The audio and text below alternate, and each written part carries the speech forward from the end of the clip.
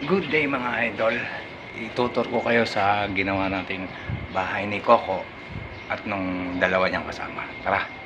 Ito po 'yun yung ginawa natin. Yan po.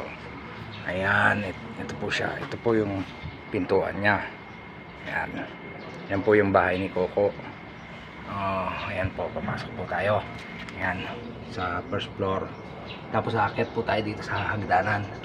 Ayan, aakyat tayo sa hagdanan ni Juan sa second floor. Ayan po yung second floor. May dalawang kwarto po sa second floor. Ito po yung isang hagdanan sa second floor. Ayan po yung higaan niya.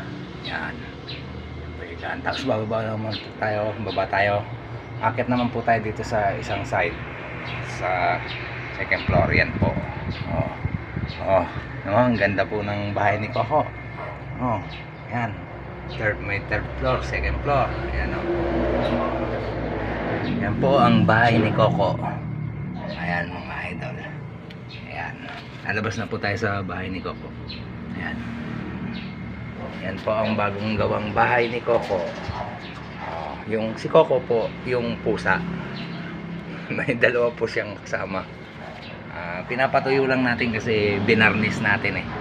Ayan Ayan may hagdan pa may hagdan pa yan. Second floor ayan hagdan pa. Ayan mga idol. Ayos, may bahay na si Coco. Ayan po siya. Ayan na po ang pinakabahay ni Coco. Ayan. Ayos. Buksan natin pito. Ayan. Mamaya gagamitin na ni Coco yan. Dito na siya titira. Okay mga idol, thank you.